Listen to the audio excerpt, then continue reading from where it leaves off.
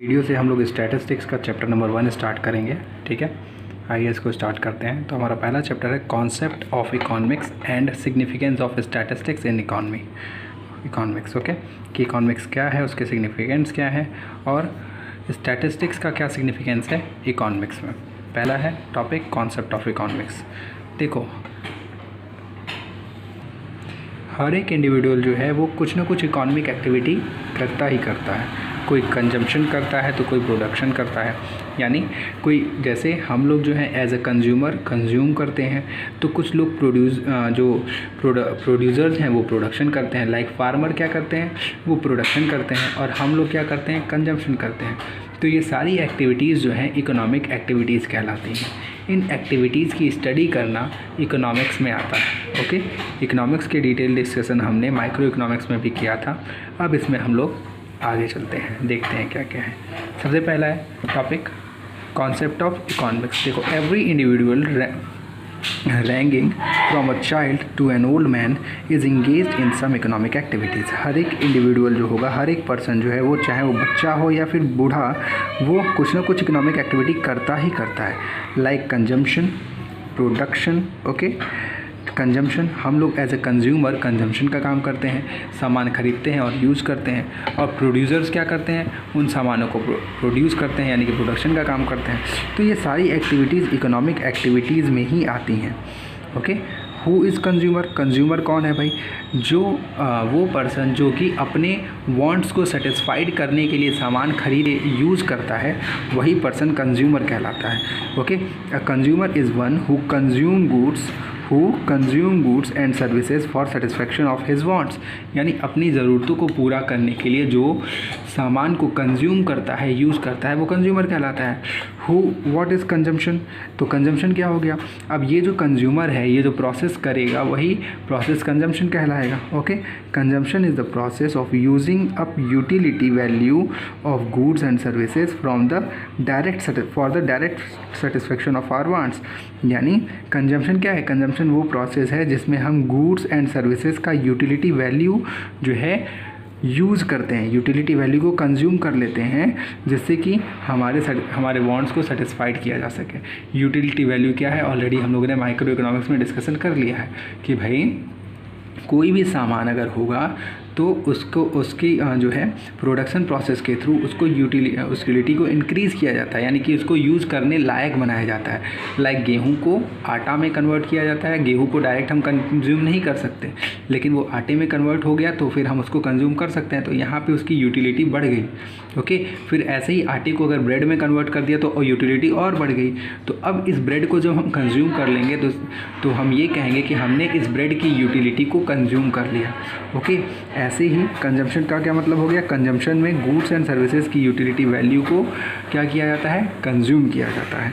Okay, consumption एक ऐसा process है जिसमें गुड्स एंड सर्विसेज की यूटिलिटी वैल्यू को आप कंज्यूम कर लेते हो या यूज़ कर लेते हो for the satisfaction of your wants. अगला टॉपिक है हु इज़ प्रोड्यूसर। तो जाहिर सी बात है भाई, प्रोड्यूसर कौन है, जो प्रोड्यूसर है, जो हमारे वांट्स को सेटिस्फाइड करने के लिए प्रोडक्ट्स बना रहे हैं, वही प्रोड्यूसर हैं। लाइक फार्मर या बड़े बड़े इंडस्ट्री के जो ओनर हैं या फिर जो काम करते हैं, वो सारे प्रोड्यूसर हैं। अब producer is one who produce and sell goods, ठीक है, and services for the generation of income. यानी प्रोड्यूसर कौन है, जो कि प्रोड्यूस करते हैं या फिर सेल्स करते हैं गुड्स एंड सर्विसेज को, किसके लिए, हमारे लिए। ओके, हमारे लिए बेचते हैं जिससे कि उनकी इनकम जनरेट होती है। ठीक है, for the generation of income. अब यहाँ से बात ये है कि प्रोड्यूसर कौन कहा जाएगा, किसको कहा जाएगा, जो कि प्रोडक्शन कर रहा है और किस लिए कर रहा है, ताकि उसको बेच करके इनकम जनरेट कर सके। ओके, किसको बेचेगा, कंज्यूमर को बेचेगा, जिससे कि कंज्यूमर अपने वांट्स को सेटिस्फाइड कर सके। ओके, तो प्रोड्यूसर कौन हो गया, a producer is one who produce and और sells goods and services for the generation of income. यानी वो पर्सन जो कि प्रोड्यूस करता है या प्रोडक्शन करता है या सेल्स करता है, किस लिए, गुड्स एंड सर्विसेज का प्रोडक्शन या सेल्स करता है, जिससे कि वो इनकम जनरेट कर सके। Okay, what is production. अब यही प्रोड्यूसर जो प्रोसेस करेगा वो जो है प्रोडक्शन कहलाएगा, यानी कि यूटिलिटी बढ़ाने का काम जो है प्रोडक्शन कहलाता है। ये हमने माइक्रो इकोनॉमिक्स में पढ़ा था। Production is the process of converting raw material into the useful things, यानी रॉ मटेरियल को यूज़फुल थिंग्स में कन्वर्ट करना प्रोडक्शन कहलाता है। जैसे कि लकड़ी, ओके, एक कारपेंटर के पास लकड़ी पड़ी हुई है तो वो उसकी रॉ मटेरियल हो गई। अब उस लकड़ी को उसने फर्नीचर में कन्वर्ट कर दिया अगर, तो इसका मतलब है कि उसने एक प्रोडक्शन किया। ओके, उसने क्या किया? प्रोडक्शन किया, लकड़ी की यूटिलिटी बढ़ा दी। ओके, जो वुड है उसकी यूटिलिटी बढ़ा करके उसको फर्नीचर में कन्वर्ट कर दिया। अब जब एक कंज्यूमर उस फर्नीचर को कंज्यूम करेगा तो वो प्रोसेस हो जाएगा कंजम्पशन। और ये जो कारपेंटर था, कारपेंटर ने जो वुड को फर्नीचर में कन्वर्ट किया, ये प्रोसेस कहलाएगा प्रोडक्शन। ओके, तो प्रोडक्शन क्या हो गया? Production is the process of converting raw material into the useful things, यानी प्रोडक्शन वो प्रोसेस है जिसके थ्रू रॉ मटेरियल को यूज़फुल थिंग्स में कन्वर्ट किया जाता है। Things become useful as they acquire utilities of production.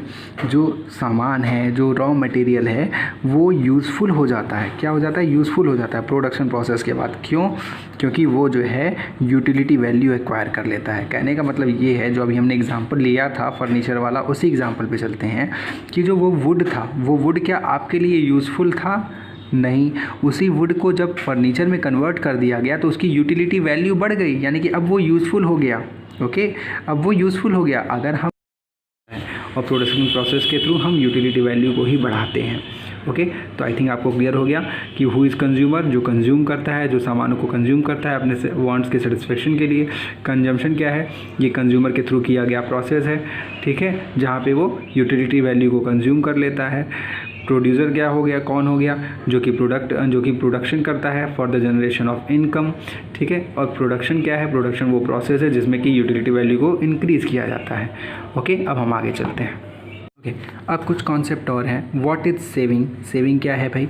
It is the part of income which is not consume, यानी ये इनकम का वो पार्ट है जो कि कंज्यूम नहीं किया गया है। लाइक मान लीजिए कि अगर आपके 10,000 रुपये है, अगर आपके फादर की इनकम 10,000 रुपये है, पूरे मंथ में कंजम्पशन करने के बाद यानी खर्च के बाद उनके पास 2,000 रुपये बच जाते हैं, तो ये क्या हो गई? उनकी सेविंग हो गई। ओके, यानी it is the part of income which is not consumed, जिसको कंज्यूम नहीं किया गया है, यानी इनकम का वो पार्ट जिसको कंज्यूम नहीं किया गया है, खर्च नहीं किया गया है, वो आपकी सेविंग हो गई। It is an act of abstinence from consumption, यानी ये वो एक्ट है जिसके थ्रू आपने कंजम्पशन में कुछ कटौती की, कंजम्पशन में कुछ कमी की।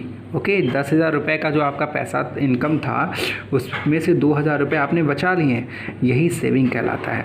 यानी 8,000 रुपये कंज्यूम कर लिया और 2,000 जो बच गए वो आपकी सेविंग हो गई। अब व्हाट इज़ इन्वेस्टमेंट क्या है?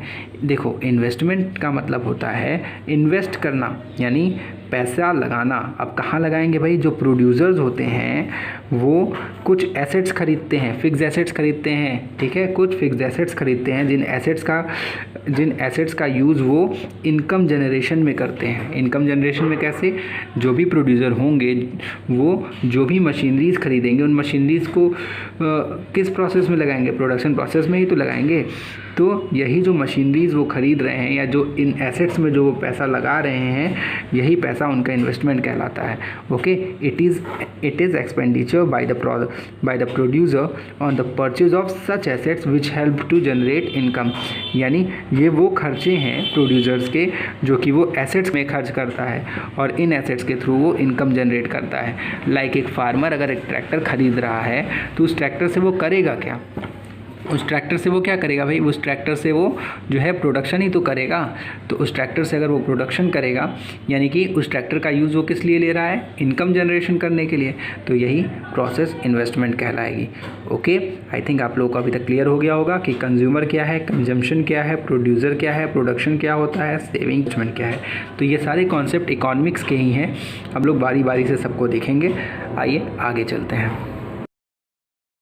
ओके, तो इसका मतलब ये हुआ कि हर एक इंडिविजुअल जो है वो कहीं ना कहीं कोई कंज्यूमर है, तो कोई प्रोड्यूसर है, तो कोई सेवर है, तो कोई इन्वेस्टर है। यानी अगर आप जो है हर एक पर्सन कुछ ना कुछ इकोनॉमिक एक्टिविटी करता ही करता है, चाहे वो as a consumer economic activity करे कंजम्पशन का, या as a producer economic activity करे प्रोडक्शन का, या as a saver economic activity करे सेविंग का, या एज अ इन्वेस्टर एक्टिविटी करे इन्वेस्टिंग का।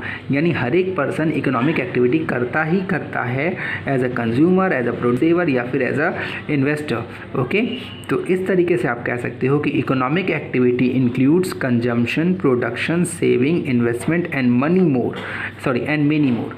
ओके, यानी इकोनॉमिक एक्टिविटीज़ में ये चारों प्रोसेस आते हैं, consumption, production, saving and investment. Okay, अब आ जाइए इसको डिटेल देख लेते हैं कि भाई इकोनॉमिक एक्टिविटी क्या चीज़ है। It is an activity is related to use of scarce means are. Okay, यानी ये वो एक्टिविटी है जिसमें हम स्केयर मीन्स का यूज़ करते हैं। स्केयर मीन्स यानी कि लिमिटेड रिसोर्सेज का यूज़ करते हैं। ओके, स्केयर रिसोर्सेज कहने का मतलब लिमिटेड रिसोर्सेज का यूज़ करते हैं। लाइक एज अ कंज्यूमर आपके फादर की इनकम क्या थी? 10,000 रुपये, तो आपके लिए वो 10,000 रुपये स्केयर मीन्स हो गया। ओके, एज अ प्रोड्यूसर एक फार्मर के पास अगर 10 लाख रुपए हैं तो उस 10 लाख रुपए उसके क्या हो गए? स्केयर रिसोर्सेज हो गए। या फिर एक फार्मर के पास एक लैंड है तो उसके लिए वो 1 लाख रुपए एक लैंड क्या हो गया? वो उसका रिसोर्स हो गया। ओके, इस तरीके से आप कह सकते हो it is an activity which is related to the use of scarce means, जहाँ पे आप अपने स्केयर मीन्स का यानी कि लिमिटेड रिसोर्सेज का यूज़ करें। ठीक है, उसी प्रोसेस को इकोनॉमिक एक्टिविटी कहा जाता है। इस एक्टिविटी में consumption, production, saving and investment सभी चीज़ें आती हैं। ओके, आइए, means are always scarce in relation to our wants. ये तो फिक्स है कि भाई जो मीन्स होते हैं, जो रिसोर्सेज होते हैं, वो हमारी ज़रूरतों के अकॉर्डिंग हमेशा स्केयर्स होते हैं, कम होते हैं, यानी कि लिमिटेड होते हैं। हमारे जो वांट है वो अनलिमिटेड है। हम एक चीज़ पा जाते हैं तो फिर दूसरे के लिए जो है तैयार हो जाते हैं कि भाई अब हमें दूसरा कुछ चाहिए। ओके, कभी भी हम एक चीज़ पे रुकते नहीं हैं, हम हमेशा जो है डिमांड करते रहते हैं। लेकिन जो मीन्स हैं, जो रिसोर्सेज हैं, वो लिमिटेड है। वो रिसोर्सेज लिमिटेड हैं। लाइक अगर आपके फादर की इनकम 10,000 है तो वो फिक्स है कि भाई 10,000 ही। अब यही रिसोर्सेज यानी इसी 10,000 के इनकम को आपको यूज़ करना है। इसी 10,000 इनकम को आपको यूज़ करना है for the process of consumption, for the process of saving. Okay, इसी 10,000 में आपको कंज्यूम भी करना है और आपको सेव भी करना है फॉर द फ्यूचर। ओके, यानी आपको अपनी इकोनॉमिक एक्टिविटी को इसी जो है स्केयर मीन्स में 10,000 रुपये में ही कंप्लीट कर लेना है। ओके, अब जैसे इसमें एग्जांपल दे रखा है, imagine yourself as the richest person on the earth. मान लीजिए आप एक बहुत अमीर आदमी है, दुनिया में सबसे अमीर है, फिर भी आपके पास एक जो रिसोर्स है यानी कि जो आपकी अर्निंग है वो लिमिटेड तो होगी, वो अनलिमिटेड तो नहीं होगी ना। लाइक अगर मुकेश अंबानी की भी बात करें तो उनकी भी जो टोटल वर्थ है यानी टोटल जो इनकम है वो एटलीस्ट उनकी जो भी मैक्सिमम कैपेसिटी होगी, मान लीजिए बहुत ज़्यादा वो कमा रहे हैं, लेकिन फिर भी एक बाउंड्री लाइन तो होगी ना कि भाई इतना कमा रहे हैं। हाँ, चाहे वो 1,000 करोड़ या 10,000 करोड़ कमा रहे हैं तो 10,000 करोड़ भी अगर आप कह रहे हो तो 10,000 करोड़ ही तो है, अनलिमिटेड तो नहीं है ना। ओके, अब उसी पैसे को वो आगे यूज़ करेंगे, उसी में वो सारे के सारे अपने वांट्स को सेटिस्फाइड करेंगे। ओके, इस तरीके से आप कह सकते हो कि जितने भी रिसोर्सेज होते हैं वो लिमिटेड होते हैं as compare to your wants या आर वांट्स। ठीक है, अपने वांट्स के कंपेयर में रिसोर्सेज लिमिटेड होते हैं और इसी वजह से हम सभी लोग किसी न किसी इकोनॉमिक एक्टिविटी में लगे रहते हैं। ठीक है, ओके, इकोनॉमिक एक्टिविटी क्या हो गई? इकोनॉमिक एक्टिविटी वो एक्टिविटी है जिसमें आप अपने लिमिटेड रिसोर्सेज को, स्केयर रिसोर्सेज को यूज़ करते हो। किस लिए यूज़ कर रहे हो? For the consumption, for the production, for the saving, for the investing. Okay, आगे चलें। यहाँ पे एक डिफिनीशन आप लोग याद कर लीजिएगा। अगला point, scarcity is the undercurrent of economic problem and therefore, इसको देखते हैं। हम लोग अपना अगला पॉइंट देखते हैं, scarcity is the undercurrent of economic problem and therefore economics. यानी स्कैर्सिटी जो है वो इकोनॉमिक प्रॉब्लम का अंडर करेंट है, यानी सार तत्व है, इसीलिए इकोनॉमिक्स हम पढ़ रहे हैं। ओके, आइए इसको देखते हैं क्या चीज़ है। देखिए, स्कैर्सिटी का मतलब होता है लिमिटेड रिसोर्सेज, कि भाई आपके जो रिसोर्सेज हैं वो as compare to your wants limited हैं। ओके, स्कैरसिटी का मतलब समझ में आया क्या है? स्कैरसिटी का मतलब है कि भाई आपके जो रिसोर्सेज हैं वो लिमिटेड हैं, जितनी आपकी ज़रूरतें हैं उन ज़रूरतों के हिसाब से कम है। हमारी ज़रूरतें बहुत ज़्यादा हैं, अनलिमिटेड हैं, बट हमारे जो रिसोर्सेज हैं उन ज़रूरतों को पूरा करने के लिए जो हमारे हैं वो कम है as compare to our wants. Okay, तो अब देखिए, scarcity is the undercurrent of economic problem and therefore economics, इसको स्टडी करते हैं। भाई हाँ, इकोनॉमिक प्रॉब्लम क्या है? माइक्रो इकोनॉमिक्स में हमने पढ़ा था कि भाई economic problem is related to problem of choice, यानी जो प्रॉब्लम ऑफ चॉइस है यही इकोनॉमिक प्रॉब्लम कहलाता है कि भाई दो या दो से ज़्यादा गुड्स में से या दो से ज़्यादा अपॉर्चुनिटीज़ में से हम किस अपॉर्चुनिटी को सेलेक्ट कर रहे हैं। ओके, यही इकोनॉमिक प्रॉब्लम है।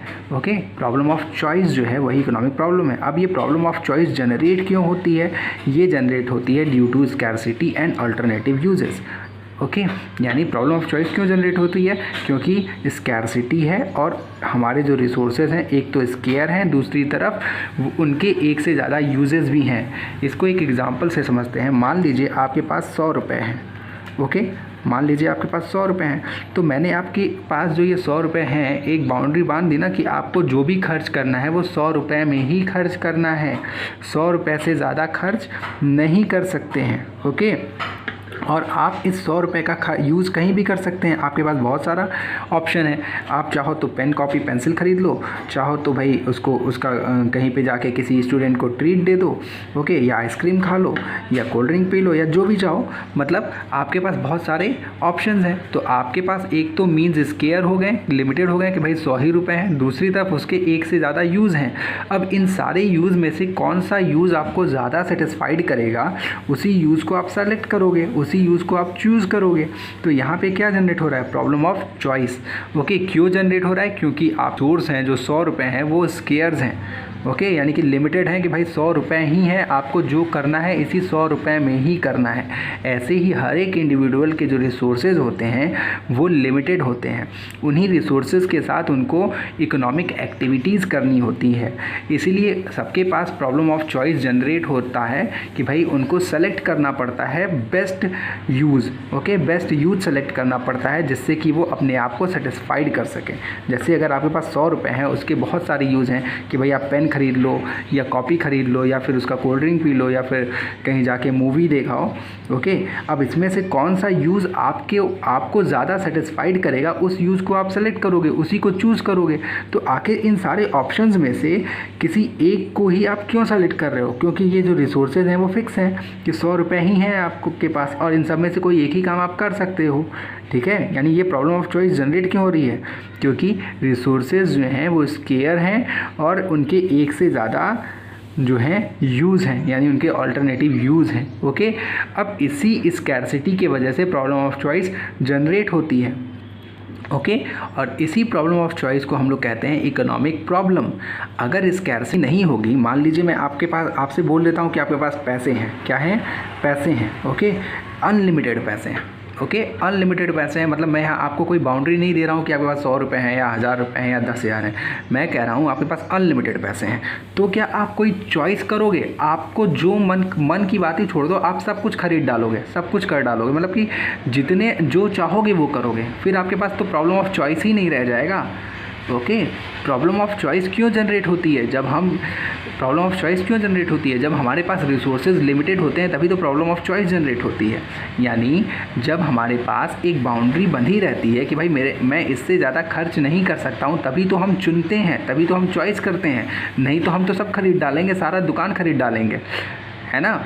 हम जाते हैं कपड़े खरीदने या फिर कपड़े के शोरूम में जाते हैं कपड़ा खरीदने, तो वहाँ से एक जीन्स लेके क्यों आते हैं? क्योंकि भाई हमारी बाउंड्री बनी हुई है कि भाई मुझे 2000 रुपये ही खर्च करना है कपड़े पे, तो 2000 में एक जीन्स मिलेगी तो एक जीन्स लेके आएंगे। और अगर मेरे पास अनलिमिटेड पैसा है जिसकी कोई लिमिट ही ना हो, तो फिर मैं तो सब कुछ खरीद लाऊंगा, उसके बाद भी मेरे पास पैसे बचे रहेंगे क्योंकि भाई मैं तो अनलिमिटेड पैसा लेके रख गया हूँ। तो अगर आपके पास अनलिमिटेड रिसोर्सेज हैं तो फिर प्रॉब्लम ऑफ चॉइस जनरेट ही नहीं होगा, यानी कोई इकोनॉमिक प्रॉब्लम ही नहीं आएगा। ओके, तो इसीलिए कहा जाता है कि जो स्कैरसिटी है वो प्रॉब्लम ऑफ चॉइस, उसी के वजह से, स्कैरसिटी की वजह से ही प्रॉब्लम ऑफ चॉइस जनरेट होती है। और यही रीज़न है कि हम लोग इकोनॉमिक की स्टडी करते हैं। इसीलिए कहते हैं कि scarcity is the undercurrent of economic problem and therefore economics, यानी स्कैरसिटी इकोनॉमिक प्रॉब्लम की अंडर करेंट है, यानी कि सार तत्व है, और इसीलिए हम लोग इकोनॉमिक्स को स्टडी कर रहे हैं। क्योंकि अगर इकोनॉमिक प्रॉब्लम ही नहीं होगा तो फिर हम इकोनॉमिक्स में स्टडी क्या करेंगे? अगर इकोनॉमिक प्रॉब्लम ही नहीं रहेगा तो हम इकोनॉमिक्स में स्टडी करेंगे क्या? ओके, तो इकोनॉमिक्स में स्टडी हम करते किस चीज़ का है भाई? इकोनॉमिक प्रॉब्लम की ही तो स्टडी करते हैं, कि प्रॉब्लम ऑफ चॉइस की ही तो स्टडी करते हैं। डिफरेंट इंडिविजुअल्स कैसे चॉइस कर रहा है, ओके, क्या चुन रहा है, कौन से बेस्ट अल्टरनेटिव्स को सेलेक्ट कर रहा है, तो यही सब तो हम इकोनॉमिक्स में स्टडी करते हैं। तो जब हमारे पास स्कैरसिटी ही नहीं रहेगी, हमारे रिसोर्सेज जो हैं वो अनलिमिटेड रहेंगे अगर, तो अनलिमिटेड रिसोर्सेज के साथ तो हमारे सामने प्रॉब्लम ऑफ चॉइस जनरेट ही नहीं होगी। हम जो चाहें वो खरीद लें, कुछ भी खरीद लें, कुछ भी क्यों, सब कुछ खरीद लेंगे हम। जब हम सब कुछ खरीद लेंगे तो प्रॉब्लम ऑफ चॉइस जनरेट नहीं होगी, और प्रॉब्लम ऑफ चॉइस जनरेट नहीं होगी तो ये तो इकोनॉमिक प्रॉब्लम ही ख़त्म हो गया। तो जब इकोनॉमिक प्रॉब्लम नहीं जनरेट हो रहा है तो फिर हम इकोनॉमिक्स पढ़ेंगे ही क्यों? इकोनॉमिक्स ख़त्म हो जाएगा। इसीलिए कहा जाता है कि स्कैरसिटी जो है वो इकोनॉमिक्स का भी अंडर करेंट है, as well as economic problem का भी अंडर करेंट है। आई थिंक ये क्लियर हो गया होगा। अगर नहीं भी क्लियर है तो आप फ़ोन करके एक बार क्लियर कर सकते हो। ओके, आगे चलें। हम लोग अपने नेक्स्ट टॉपिक पे चलते हैं, जो दिया हुआ है 3 distinct component of economics: consumption, production and distribution. Consumption, production and distribution को इकोनॉमिक्स में क्यों स्टडी करते हैं, इसको डिटेल में हम लोग देखते हैं। कंजम्पशन क्या है, इसके बारे में हमने अभी थोड़ा सा पढ़ा कि भाई कंज्यूमर जो अपने वांट्स को सेटिस्फाइड करने के लिए प्रोसेस करता है, उसी प्रोसेस को कंजम्पशन कहते हैं। यानी वो प्रोसेस जिसमें कि गुड्स या सर्विसेज की यूटिलिटी वैल्यू को कंज्यूम करके कंज्यूमर अपने वांट्स को सेटिस्फाइड करता है, अपने नीड्स को सेटिस्फाइड करता है, उसे ही कंजम्पशन कहा जाता है। अब कंजम्पशन इकोनॉमिक्स का कैसे हिस्सा है, इसको देखते हैं। ओके, आइए इसे देखते हैं। ओके, कंजम्पशन क्या है? कंजम्पशन एक ऐसा प्रोसेस है गुड्स एंड सर्विसेज का, जो है गुड्स एंड सर्विसेज की यूटिलिटी को कंज्यूम करके अपने नीड्स को सेटिस्फाइड करते हैं। अब इन गुड्स एंड सर्विसेज को कंज्यूम करने के लिए हमें क्या चाहिए? रिसोर्सेज, यानी एक तरीके से कह लो, सिंपल से एग्जांपल के लिए भी चाहिए हमें पैसा। ओके, मनी चाहिए, पैसा चाहिए, या इनकम हमारी होनी चाहिए कुछ ना कुछ, उस इनकम का यूज़ करके ही हम कंजम्पशन करेंगे। अब जो भी हमारी इनकम होगी वो क्या होगी? लिमिटेड होगी। ओके, लिमिटेड होगी, यानी एक बाउंड्री के अंदर ही होगी। Like for example 10,000। ओके, अब इस 10,000 रुपीज़ को ही यूज़ करके हमें क्या करना है? कंजम्पशन करना है। यानी हमारे जो मीन्स हैं, यानी जो रिसोर्सेज हैं, वो कैसे हो गए? स्केयर्स हो गए। ओके, हमारे जो मीन्स यानी कि रिसोर्सेज है, हमारे लिए रिसोर्सेज क्या है? पहली बात, इनकम। एज अ कंज्यूमर हमारे लिए रिसोर्सेज हमारी इनकम है या हमारी सैलरी है। ओके, उसी सैलरी या इनकम को यूज करके हमें कंजम्पशन का प्रोसेस करना है। और ये तो स्केयर है, लिमिटेड है, कि भाई एक बाउंड्री में बंधी हुई है कि भाई इससे ज़्यादा आपको नहीं मिलेगा। और साथ में इसके ऑल्टरनेटिव यूजेस भी हैं। अब ये 10,000 रुपये से चाहो तो स्कूल की फ़ीस जमा कर लो, चाहो तो जो है घर का खर्चा चला लो, चाहो तो और अपना जो अदर एक्टिविटीज़ है वो कर लो, यानी कि बहुत सारे यूजेस हैं। या कुछ सेव कर लो अगर सेव करना चाहते हो तो इसके बहुत से यूज़ हैं। इन सारे यूज़ में से किस यूज़ को आप सेलेक्ट करते हो for the satisfaction of your want, अपनी नीड्स को पूरा करने के लिए किस यूज़ को आप सेलेक्ट कर रहे हो, किसे चूज़ कर रहे हो। ठीक है, यहाँ पे प्रॉब्लम ऑफ चॉइस जनरेट हो रही है। ओके, क्यों जनरेट हो रही है? क्योंकि भाई आपका जो मीन्स है, जो आपके रिसोर्सेज हैं, वो लिमिटेड हैं, 10,000 ही है। ओके, इसलिए यहाँ पे प्रॉब्लम ऑफ चॉइस क्या हो गया? जनरेट हो गया। एक तो भाई हमारा जो मीन्स है वो रिसोर्सेज है, दूसरी तरफ ऑल्टरनेटिव यूजेज हैं। इसी वजह से कंजम्पशन को भी इकोनॉमिक प्रॉब्लम में शामिल किया जाता है, क्योंकि कंजम्पशन एक ऐसा प्रोसेस है जिसमें कि हम यूटिलिटी को कंज्यूम करते हैं, और यूटिलिटी कंज्यूम करने के लिए हम रिसोर्सेज का यूज़ करते हैं, जो रिसोर्सेज हमारे लिमिटेड हैं या स्केयर्स हैं, और उन रिसोर्सेज का ऑल्टरनेटिव यूज़ भी है। ओके, इसी वजह से हम कंजम्पशन को जो है शामिल करते हैं इकोनॉमिक्स में। ओके, अब आइए इसको बुक लैंग्वेज में देख लेते हैं क्या है। कंजम्पशन क्या है, वो प्रोसेस है जिसमें कि हम यूटिलिटी को कंज्यूम करके अपने नीड्स को पूरा करते हैं। अब ये कंजम्पशन का जो प्रोसेस है वो हम करते कैसे हैं, सामानों को खरीद करके। खरीदने के लिए हमें क्या चाहिए, रिसोर्स यानी कि मीन्स, ओके, जो कि हमारे रिसोर्सेज कैसे हैं, लिमिटेड हैं। ओके, आइए देखते हैं क्या है। As consumer people have limited resources या लिमिटेड मीन्स, लोगों के पास लिमिटेड मीन्स हैं, while their wants are unlimited, जबकि इनकी ज़रूरतें कैसी हैं, अनलिमिटेड हैं। How do they allocate their given means or income to the purchase of different goods and services।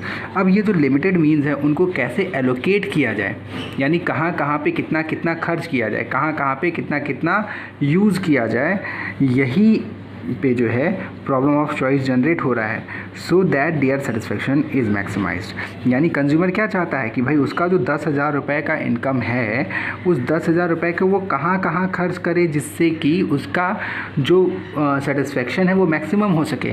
वो मैक्सिमम सेटिस्फेक्शन पाने के लिए 10,000 रुपये को कैसे खर्च करे, ठीक है, यही कंज्यूमर सोचता है। This is the study of consumption और the study of consumer behaviour. इस स्टडी को ही हम लोग कंज्यूमर बिहेवियर कहते हैं कि भाई कंज्यूमर कैसे बिहेव करता है, अपने इनकम को कैसे खर्च करता है, कैसे एलोकेट करता है डिफरेंट यूजेस पे। क्योंकि 10,000 एक बाउंड्री बन गई, यानी स्क्वायर हो गया ये। दूसरी तरफ ये जो है इसके अनलिमिटेड वांट्स हैं, जो कंज्यूमर है उसके वांट्स अनलिमिटेड हैं। अब उन वांट्स में से इस 10,000 रुपये को वो कहाँ कहाँ खर्च करे जिससे कि मैक्सिमम सेटिस्फेक्शन वो पा सके, इसी के बारे में स्टडी करना कंज्यूमर बिहेवियर स्टडी कहलाती है। ओके, और कंज्यूमर बिहेवियर की स्टडी हम लोग इकोनॉमिक्स में करते हैं क्योंकि यहाँ पे प्रॉब्लम ऑफ चॉइस जनरेट हो रहा है, क्योंकि यहाँ कंज्यूमर जो है वो चूज़ कर रहा है ना, बेस्ट ज़रूरतों को पूरा करने के लिए वो चूज़ कर रहा है कि कहाँ पे पैसा खर्च करें। Okay, when we formulate a set of standard relationship explaining how consumer tends to behave, we call it consumption theory. यानी अगर हम लोग कंज्यूमर बिहेवियर को जो है रिलेट करें इकोनॉमिक्स से, तो ये कंजम्पशन थ्योरी कहलाती है, जिसको कि हम लोग पढ़ेंगे में। ओके, अगला जो हमारा प्रोसेस है वो है प्रोडक्शन। इसको देखते हैं अब क्या है। देखो, प्रोडक्शन भी इकोनॉमिक्स का ही एक कंपोनेंट है। इकोनॉमिक्स में प्रोडक्शन प्रोसेस को भी स्टडी किया जाता है। क्यों, इसको समझते हैं हम लोग। ओके, तो प्रोडक्शन क्या है, प्रोडक्शन वो प्रोसेस है जिसमें हम प्रूव करते हैं या यूटिलिटी जो है यूटिलिटी वैल्यू को बढ़ाते हैं, किसी भी गुड्स या सर्विस की यूटिलिटी वैल्यू को बढ़ाते हैं जिससे कि इनकम जनरेट हो सके। अब ये यूटिलिटी वैल्यू बढ़ाने के लिए हमें क्या चाहिए, रिस्क। एक फार्मर है, अगर एक फार्मर है तो उसको क्या रिसोर्स चाहिए, उसको लैंड चाहिए, ठीक है, फर्टिलाइज़र्स चाहिए, मशीनरीज चाहिए, ट्रैक्टर, हार्वेस्टर वगैरह, जिससे कि वो क्या कर सके, इस लैंड पे प्रोडक्शन कर सके। तो इस लैंड पे प्रोडक्शन करने के लिए उसको क्या चाहिए, रिसोर्सेज चाहिए। ओके, अब इन रिसोर्सेज का वो क्यों यूज़ करेगा, प्रोडक्शन करने के लिए यूज़ करेगा। और प्रोडक्शन क्यों करेगा, जिससे कि वो इनकम जनरेट कर सके, जिससे कि वो इनकम जनरेट कर सके। ओके, इनकम जनरेशन के लिए ही वो प्रोडक्शन करेगा।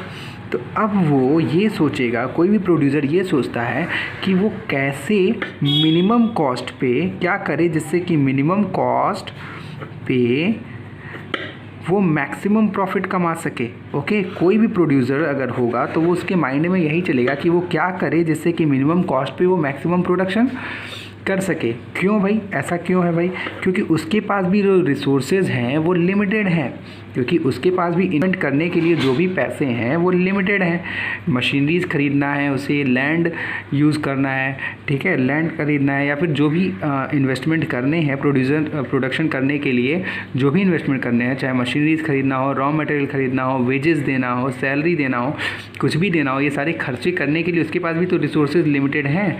अब इन्हीं लिमिटेड रिसोर्सेज के साथ वो क्या प्रोड्यूस करे, कौन सा गुड्स या सर्विस प्रोड्यूस करे जिसको बेच करके वो मैक्सिमम प्रॉफिट कमा सके, ठीक है, ये उसकी प्रॉब्लम है। यहाँ पे भी प्रॉब्लम ऑफ चॉइस जनरेट हो रही है कि वो कौन से गुड्स या सर्विस का प्रोडक्शन करे जिससे कि वो मैक्सिमम प्रॉफिट कमा सके। ओके, और ये क्यों जनरेट हो रही है, क्योंकि उसके पास भी रिसोर्सेज लिमिटेड हैं और उन रिसोर्सेज का वो अल्टरनेटिव यूज़ कर सकता है। जैसे एक फार्मर का लैंड है तो उस लैंड पे चाहे तो वो वीट उगाए, चाहे तो शुगर केन उगाए, ओके, या तो गेहूँ उगाए या शुगर केन उगाए। अब इसमें से कौन सा ऑप्शन उसके लिए बेस्ट है जिससे कि वो मैक्सिमम इनकम जनरेट कर सकता है, ये जो है यहाँ पे प्रॉब्लम ऑफ चॉइस जनरेट हो रही है, क्योंकि इसी लैंड के उसके पास एक ही लैंड है तो ये स्क्वायर मीन हो गया, प्लस उसका अल्टरनेटिव यूज़ हो गया कि भाई या तो वो वीट उगा ले, या तो शुगर केन उगा ले, या तो गेहूँ उगा ले, या तो गन्ना उगा ले। अब दोनों ही के थ्रू इनकम जनरेट होगा, लेकिन किससे मैक्सिमम जनरेशन होगा उसी को वो सेलेक्ट करेगा, यानी कि प्रॉब्लम ऑफ चॉइस उसके सामने भी आ रही है। ओके, क्योंकि उसके भी रिसोर्सेज जो हैं वो लिमिटेड हैं, रिसोर्सेज का उन रिसोर्सेज का अल्टरनेटिव यूज़ भी है। ओके, इन्हीं रिसोर्सेज का यूज़ करके वो मैक्सिमम प्रॉफिट कमाना चाहता है। इस तरीके से प्रोड्यूसर्स जो होते हैं उनके सामने भी जो है प्रॉब्लम ऑफ चॉइस जनरेट होती है, यानी कि प्रोडक्शन प्रोसेस में भी प्रॉब्लम ऑफ चॉइस हो रही है। इसीलिए प्रोडक्शन को भी जो है इकोनॉमिक प्रॉब्लम कहा जाता है, यानी कि इकोनॉमिक्स का ही एक हिस्सा कहा जाता है। ओके, आइए इसको डिटेल में हम लोग बुक से देखते हैं। Producers also have limited means while they have wide range of goods and services to choose from for their firms and factories, यानी प्रोड्यूसर्स के पास भी लिमिटेड मीन्स होते हैं, बट उनके पास wide range of goods and services होती हैं जिनमें से उनको चुनना होता है अपने फर्म और फैक्ट्री के लिए कि भाई वो कौन से गुड्स या सर्विसेज का प्रोडक्शन मीन्स के साथ। ओके, आगे देखिए, given price of different input, how do they choose such combination which are least expensive so that they are able to minimize their cost of production. Okay, यानी अब ये जो भी गिवन इनपुट होगा, जो भी गिवन प्राइस होगा inputs का, जितने भी इनपुट्स उसको प्रोडक्शन में लगाने हैं उन इनपुट्स का कुछ न कुछ प्राइस होगा। अब उन प्राइस में से सेलेक्ट करेगा कि कौन से प्राइस पे कौन बनाए जिससे कि वो उसके खर्चे कैसे आए, लीस्ट आए, जो कि वो लीस्ट एक्सपेंसिव कॉम्बिनेशन बनाएगा।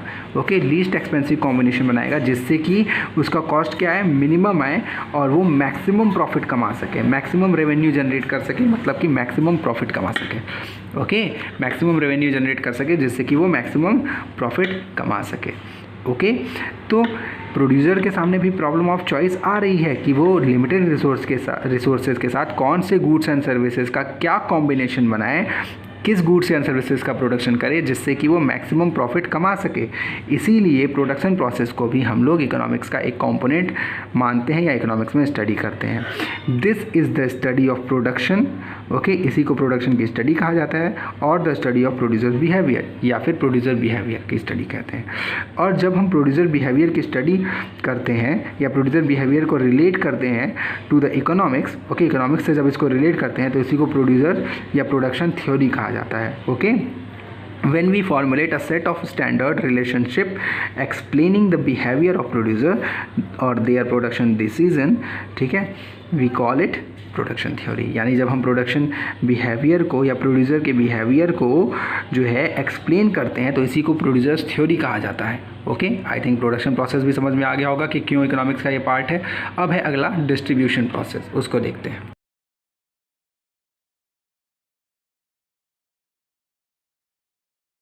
अब हमारा अगला जो प्रॉब्लम है या अगला जो कंपोनेंट है जो इकोनॉमिक्स में स्टडी करते हैं वो है डिस्ट्रीब्यूशन।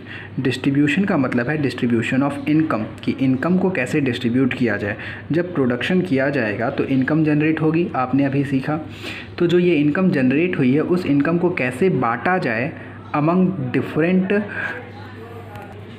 एजेंट ऑफ प्रोडक्शन, यानी जो भी एजेंट ऑफ प्रोडक्शन है उनमें कैसे बांटा पैसे को, इस इनकम को, यही डिस्ट्रीब्यूशन का एक जो है एक प्रॉब्लम है। ओके, समझिए ज़रा क्या है। अब पहले तो ये प्रोडक्शन कौन है, who are agent of production, these are the owner of factor of production. अब फैक्टर ऑफ प्रोडक्शन क्या होता है, प्रोडक्शन प्रोसेस में जो फैक्टर्स यूज़ होते हैं, जो चीज़ें यूज़ की जाती हैं वो फैक्टर्स ऑफ प्रोडक्शन कहलाता है। क्या क्या है वो, land, labour, capital and entrepreneurship. Okay, किसी भी चीज़ के प्रोडक्शन में लैंड लगता है, लेबर लगता है, कैपिटल यानी कि पैसे लगते हैं, और एंटरप्रेन्योर ओनर होगा, जो बिज़नेस का ओनर होगा वो अपना जो है उसका काम लगता है। Okay, a part of income, अब जब इनकम जनरेट होती है या रेवेन्यू आता है तो इनकम को इन्हीं लोगों में बांटना होता है। लैंड का मालिक कौन होगा, लैंड के ओनर को रेंट देना होगा आपको, लेबर को वेज देना होगा, जिसने कैपिटल लगा रखा है, जिसने आपको पैसे दिए हैं उसको इंटरेस्ट देना है, और एंटरप्रेन्योर को क्या चाहिए, जो मालिक है बिजनेस का उसको क्या चाहिए, प्रॉफिट चाहिए। तो पैसे को क्या करना होगा, बांटना होगा। इस तरीके से ये भी एक इकोनॉमिक प्रॉब्लम जनरेट हो रही है कि भाई पैसे को हम बांटें कैसे, क्योंकि ये पैसा तो लिमिटेड है। ओके, आगे देखिए, आगे देखा जाए, distribution of income refers to the distribution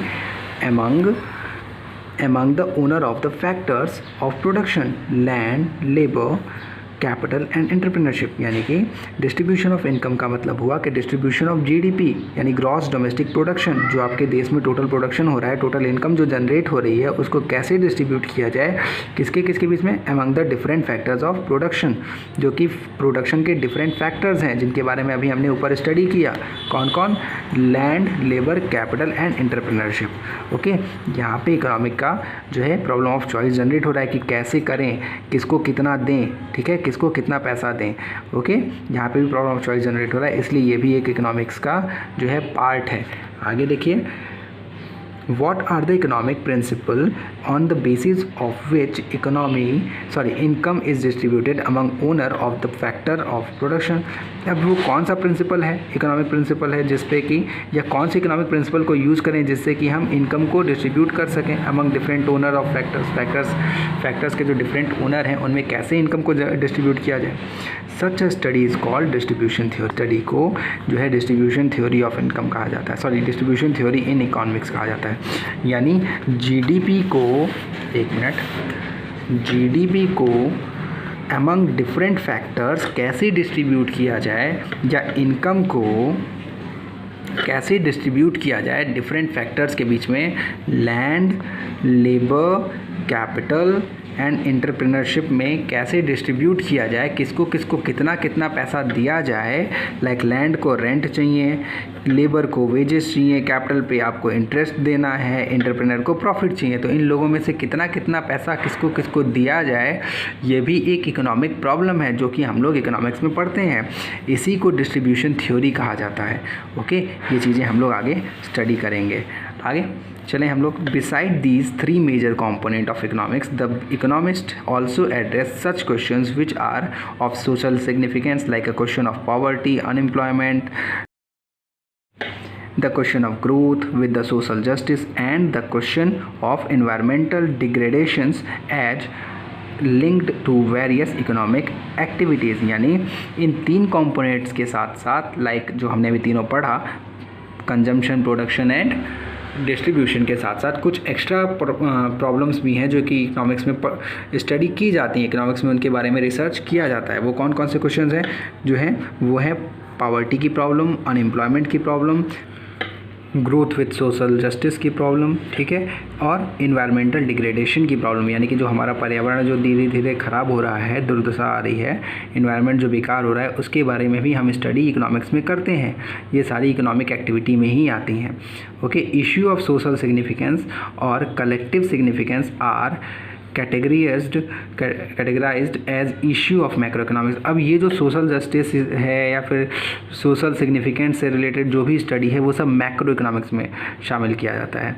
okay, these are distinct from the issue of micro economics. अब सीधी सी बात ये है कि ये जो सोशल से रिलेटेड जो भी स्टडी हम करेंगे, सोसाइटी से रिलेटेड जो स्टडी करेंगे या पूरी कंट्री लेवल पे जो स्टडी करेंगे, वो होगा मैक्रो इकोनॉमिक्स का पार्ट, जो कि हम आगे क्लास 12th में स्टडी करेंगे।